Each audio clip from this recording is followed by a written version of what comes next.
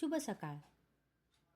365 दिवसांच्या प्रवचन मालिकेतील आजच्या 55व्या दिवशी सर्वांचं खूप स्वागत आहे. भक्त आणि परमात्मा हे एकरूप असतात. आमच्या हातून वारंवार चुका होतात असे आपण म्हणतो. लहान मुलगा चालताना अडखळतो, पडतो किंवा बोलताना बोबडे बोल बोलतो. त्याचे आईबापांना कौतुकच वाटते. त्याप्रमाणे तुमच्या चुकांचे मला कौतुक वाटते. चुका सावरण्याच्या तुमच्या प्रयत्नांचेही तसेच कौतुक वाटते.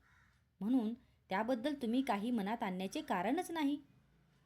गुरुने एकदा सांगितले की तुझे मागचे सर्व गेले, पुढे मात्र वाईट वाटू नकोस, वाईट वागू नकोस. तर शिष्याने ते श्रद्धेने खरे मानावे.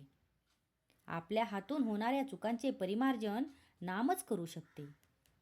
भगवंताचे नाम हे सर्व रोगांवर रामबाण औषध आहे.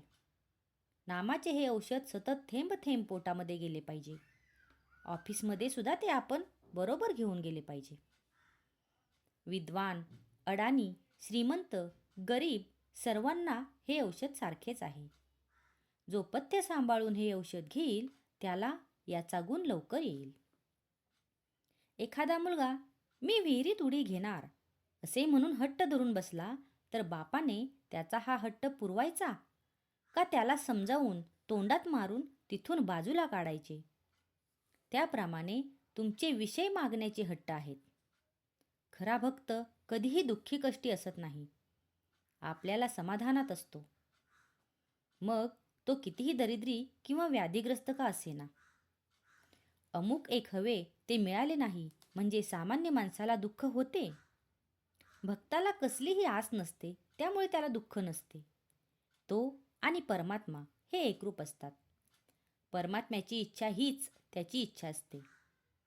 सगुणाची भक्ती करता करता त्याला मीपणाचा विसर पडत जातो.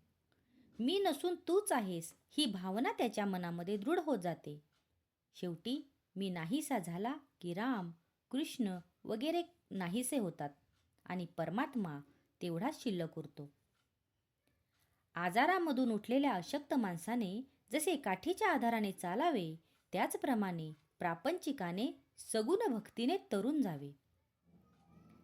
देहबुद्धी असणाऱ्या माणसाला सगुणा वाचून भक्ती करता येणारच नाही.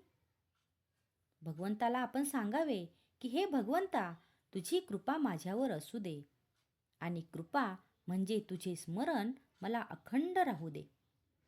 यातूनच त्याची भक्ती उत्पन्न होईल. भगवंता वाचून कशातही समाधान नाही. त्याच्याशिवाय जगण्यात आनंद नाही. जो भगवंताचा झाला म्हणजेच जो भगवंताच्या नामामध्ये राहिला त्याला जगण्याचा कंटाळाच येणार नाही. परमात्म्याला प्रपंचरूप बनवण्याऐवजी आपण प्रपंचालाच परमात्मा रूप बनवावे. आजचा हा भाग कसा वाटला हे कमेंट करून नक्की सांगा. कमेंटमध्ये लिहा जय जय रामकृष्ण हरी.